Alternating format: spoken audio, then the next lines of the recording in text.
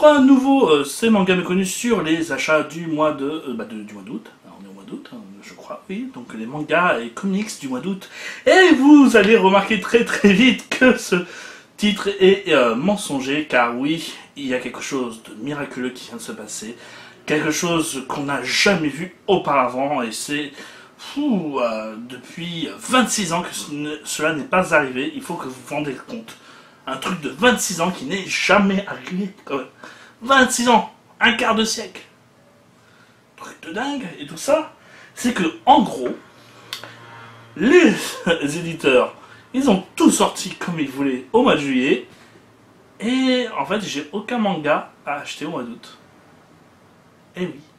En tout cas, donc voilà, ils ont tout sorti au début du mois de juillet et pas au beau milieu du mois de juillet parce qu'ils voulaient tous, bien entendu, avoir le Japan Expo pour voir et montrer leurs dernières nouveautés et ensuite partir très très vite en vacances. Et voilà, donc je me retrouve avec rien à acheter. Pareil pour les comics, en fait, à part les kiosques, il n'y a rien d'autre à présenter. Donc ça fait que je vais vite fait vous présenter les kiosques que j'ai achetés. Bien entendu, ils sont là dans mon petit sac, hein, il y en a 4. Donc voilà. Et ensuite vous parler en fait des émissions de la rentrée qui sont prévues. Et vous expliquer qu'est-ce qui se passera pour la chaîne. Je profiterai d'être un petit peu plus long pour cette fois-là. Alors, on va faire très très vite. Alors, avec Suicide Squad, Rebirth, tome 2. Alors j'ai lu donc le tome 1, alors j'ai rien compris à Suicide Squad. Et Suicide Squad Most Wanted, là, c'est... voilà, en plus t'as l'impression de reboot des News 52.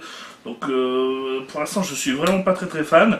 Harley Quinn, j'étais pas très fan non plus des tomes, mais là ça raconte avec des histoires de zombies et tout ça, donc je trouve ça super divertissant et super rigolo. On a l'impression de voir effectivement un sorte de Deadpool au féminin. Donc pourquoi pas. Deathstroke par contre, là aussi je suis pas trop convaincu, c'est un sorte de polar avec un meurtrier, un tueur à la place d'un flic, donc c'est du polar. Bon, après ça reste divertissant. Voilà, mais c'est... Franchement j'ai du... Enfin si, c'est pour le succès du film, c'est pour être un petit peu plus tassé tout ça, parce que voilà, Suicide Squad c'est sorti au cinéma, alors que Green Lantern ça n'est pas sorti au cinéma, bon en tout cas ça date, donc ils ont déjà oublié les gens, et donc ils essaient de capitaliser sur le succès du film pour vendre un magazine entièrement dédié à Suicide Squad, mais les titres de Rebirth de Suicide Squad n'en valent véritablement pas le coup, en tout cas pas le coup d'en faire un magazine à lui tout seul. Ça aurait été sympa vite fait peut-être Suicide Squad juste en premier, même si comme je l'ai dit c'est pas très intéressant, mais bon la Suicide Squad va bientôt affronter la Justice League, donc c'est plus ou moins important. Ensuite donc je sais pas pourquoi ils ont décidé en fait d'offrir un supplément comportant les premières pages du numéro 1 avec le numéro 3. Donc là c'est Batman Rebirth, donc vous n'allez pas très bien lire numéro 3. Voilà, mais ça c'est donc la couverture du tome 1, parce que donc ils ont décidé d'offrir quelques pages du tome 1 pour le tome 3. Et donc il y a l'arrivée de All-Star Batman de Scott Snyder, celui que je déteste énormément. Donc voilà, mais bon, c'est très important pour l'événement de Batman Metal qui va arriver. Donc on verra ce que ça donne. Vous avez pu constater, donc je ne l'ai pas lu, lui, par contre. Voilà. Encore. Ensuite, Justice League Rebirth, donc ils ont fait la même chose. Ils ont mis le premier magazine. Vous pouvez constater que Suicide Squad, en fait, il a un numéro de retard. Donc c'est pour ça qu'il n'en est pas au tome 3, au tome 2. Et donc c'est peut-être pour ça qu'ils ont décidé de ne pas mettre les premières pages du numéro 1 offert avec, puisque bon, bah, le numéro 1 est sorti le mois d'avant, alors que là ça fait 2 mois. Et donc c'est bien de faire un petit rappel, peut-être c'est pour les nouveaux arrivés je pense, voilà, d'acheter ça. Donc il n'y avait que cette version là, il n'y avait pas la version avec juste Justice League Rebirth 3, donc c'est dommage.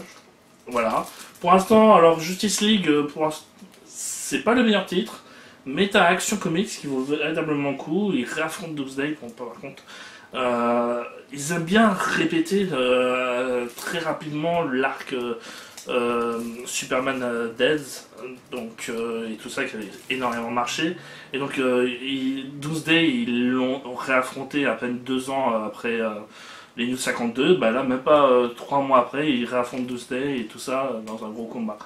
Enfin voilà, et il y a pas mal de gros bordels, t'as un Clark Kent aussi, tu sais pas qu'est-ce qui est... Enfin, voilà, t'as beaucoup de mystères, donc c'est ça qui est très intéressant et très énergique, j'aime beaucoup en tout cas moi. Pareil pour Al Jordan, j'aime beaucoup. Qu'est-ce qu'il y a d'autre dans le magazine J'ai un... Si, Flash aussi. Non, il est pas mal aussi, Flash. Donc voilà. Vous avez pas mal de séries, hein, n'oubliez pas. 184 pages, donc un comics, c'est la taille d'un manga, et pour 6 euros. Enfin, 5,90 € pour être précis. Et enfin, donc, le récit complet Justice League, qui cette fois-ci s'intéresse à la série Green Lantern, et non pas à Jordan et Green Lantern, qui est totalement différent. Donc, c'est deux séries totalement différentes. Là, on s'intéresse uniquement donc aux deux nouveaux Green Lantern. Donc, Simon Baz, qui est musulman, donc il faut le savoir, attention, il est musulman. Ils essaient de le répéter, hein, parce qu'il faut un quota. Hein. Et Jessica Cruz, qui est une femme. Donc attention, il faut répéter aussi que c'est une femme, parce que c'est très important qu'il y ait une femme dans une histoire, tout ça. Il faut donc une minorité et une femme, sinon c'est pas bien. Hein. Attention. Donc Marvel s'est cassé les dents en rajoutant des minorités. Maintenant ils aimeraient retourner en arrière, mais ils peuvent pas trop, donc ils sont obligés d'assumer. Alors que au moins DC Comics réfléchit, c'est pas qu'ils s'amusent à féminiser ces personnages déjà existants. Non, lui, et désolé pour la sirène de pompier, non, lui, eux, ils sont très intelligents, ils inventent des nouveaux personnages. Voilà, c'est ça qui est important quand tu veux essayer de faire du politiquement correct, c'est de pas forcer les choses.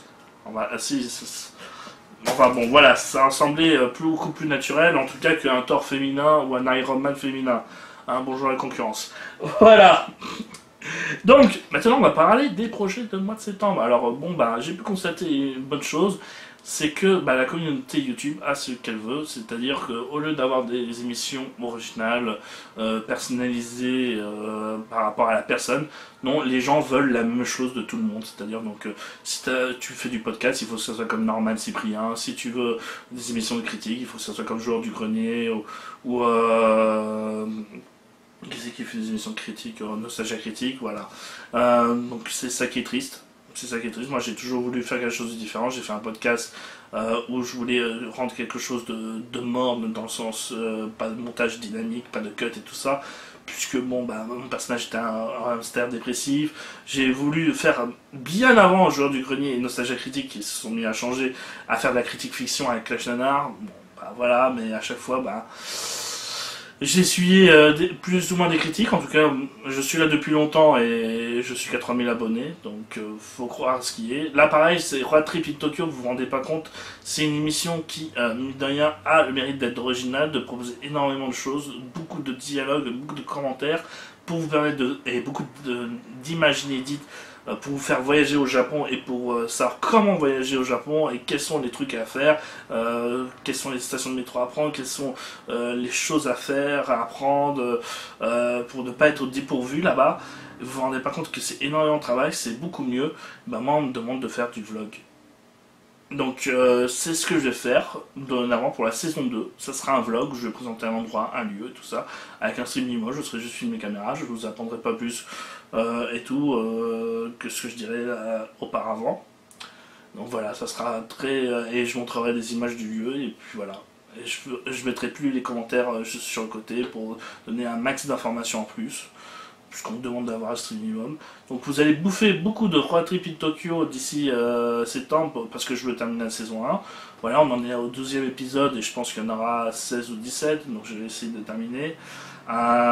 Bon, par contre, voilà, malgré le côté amer, j'ai quand même envie d'essayer une nouvelle année, peut-être juste une dernière, mais pour voir, parce que j'ai envie de créer de nouvelles émissions, déjà terminer certaines.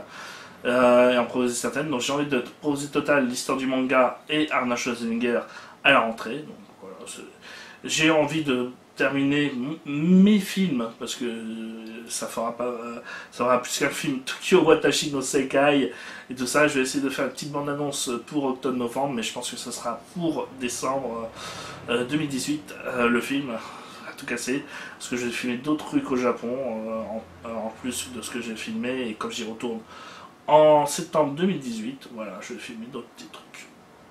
Enfin, donc, il y a une nouvelle émission qui arrive, et qui, en fait, vous souvenez de Ciné-Asia Review? Donc, je faisais la critique d'un film en 3-4 minutes, tout ça, d'un film asiatique. Donc, maintenant, ça va s'appeler Ciné-Asia and the Geek World. Donc, The Geek World, pardon, je le prononce très mal, voilà. Donc, c'est une émission il y aura plusieurs choses à la fois. Ça sera de 10-15 minutes et ça sera une fois par mois. Donc en gros, donc, il y aura les news du mois, donc sur le monde geek ou sur le cinéma asiatique et tout ça, les nouveautés qui sont à voir, les sorties, les informations, tout ça.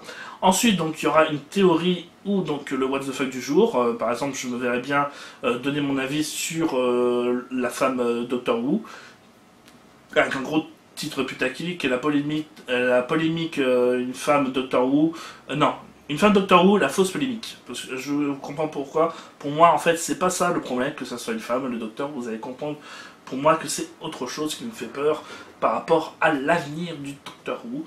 Donc ça sera dans la première émission. Je pensais aussi à dire, à réagir, donc à faire des théories sur des films ou des trucs comme ça, mais aussi à agir sur des polémiques.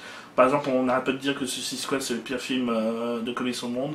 Je voulais faire des clash nanars sur ça, c'est pour dire à quel point les gens sont des cons. Par rapport à ça, bah voilà, bah donc ça sera dans Ciné Asia and the Geek World. Ensuite, vous aurez une petite critique, enfin deux critiques, donc le top, donc le petit film du mois et tout ça que je vous recommande de mater, et le petit flop, donc c'est le pire film du mois que je vous recommande de pas voir, ou aussi bah, avec des potes bien bourrés. Voilà, donc on pourra vanner sur des petits clash nanars, des bons petits nanars à bien regarder. Et enfin, donc un petit hors-sujet, bon, pas nécessairement dans chaque émission, mais si par exemple j'ai envie de parler autre chose que de cinéma, comme par exemple recommander un petit album de musique ou des trucs comme ça, bah voilà, il y aura le petit HS final pour en parler, tout simplement.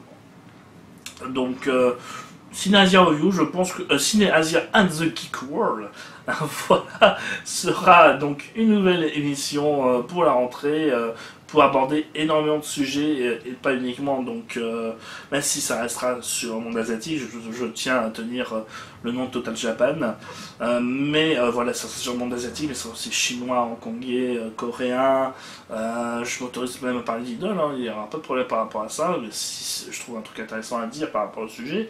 Donc, voilà, ça sera une émission de 10-15 minutes, un petit peu fourre-tout, mais quand même bien concentré, bien indiqué. Vous avez pu constater qu'il y a un menu, qu'il y a un sommaire. Donc voilà, il y aura un petit peu de tout dans le sujet, et ça sera peut-être sur fond vert, un petit peu comme les premiers Ciné Asia Review, avec un petit côté très sérieux et tout ça, même si, bien entendu, je me permettrai de faire des petites vannes sur les nanars et tout. Voilà, donc c'est une petite émission qui me permettra de parler un petit peu de tout, parce que là je me suis dit, tiens, merde, j'ai pas de trucs comme des vlogs. J'ai mes lives, certes, parce qu'on va continuer les lives, ça vous inquiétez pas, je dois faire des mangas et tout, mais ils sont pas très bien, ils sont pas vus les lives, ils sont vus avec une petite dizaine de personnes, voilà, vite fait, où on se raconte un petit peu de tout et tout, et on me demande mon avis sur certains sujets d'actualité, certes, mais voilà, on me donne pas tout. Donc moi je me dis, tiens, cette émission, bah, je pourrais parler un petit peu de tout. Voilà, me donner mon avis sur le ciné, sur la télévision, sur pas mal de sujets. Bon, vous vous dites peut-être que vous en foutez de mon avis, bah voilà, mais moi je m'en fous pas, j'ai envie d'en parler, sinon j'aurais pas créé une chaîne YouTube. Voilà, il faut savoir que les gens qui ont une chaîne YouTube ont un ego pour ce qu'ils aiment s'entendre parler, voilà. Et je vais m'entendre parler là pendant tout le long du montage, voilà. Bon, donc tu me diras que le vlog de la seconde saison de Road Trip in Tokyo, voilà, j'aurais plus besoin de m'écouter, j'aurais juste à faire cut, voilà. C'est bien. Donc, bon, vous qui me regardez et qui aimez mes émissions et qui regardez tout le temps et qui partagez mes émissions, partagez, mettez des likes, mettez-moi en mode tendance, voilà, j'oublie de le dire tout le temps en fait, mettez des likes, poussez, tout ça. Vous êtes des gens bien, voilà. Par contre, tous les autres, qui regardent tous les autres, là par exemple, tous les gens là qui regardent Chef Tokyo juste pour dire que c'est un gros con, arrêtez de le regarder si vous le trouvez que c'est un gros con, hein? Ouais. Ah oui, les théories de Rufik là, sur Broly, là. Le gars en plus il change d'avis parce que maintenant, que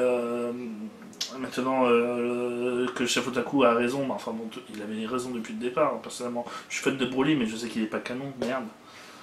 Mais lui, ce gars-là, c'est honteux comment vous osez donner des voix à un gars qui connaît rien au manga et qui parle pour rien, qui parle pour rien dire. J'ai vu 2 ou 3 de ses vidéos, mais Putain, mais c'est du vide, quoi. C'est du Macron.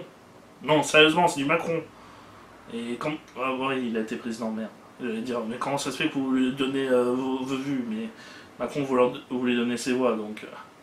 Donc d'accord, on va... Donc vous qui regardez, hein, vous êtes des champions. Vous qui me regardez moi. Mais les autres, c'est pas des champions. Et ils verront pas ma vue. Mais vous avez toute ma haine. Donc les gens qui m'aiment bien, par contre, n'oubliez pas, hein, pouce bleu, partagez, voilà, hein, merci, salut, hein.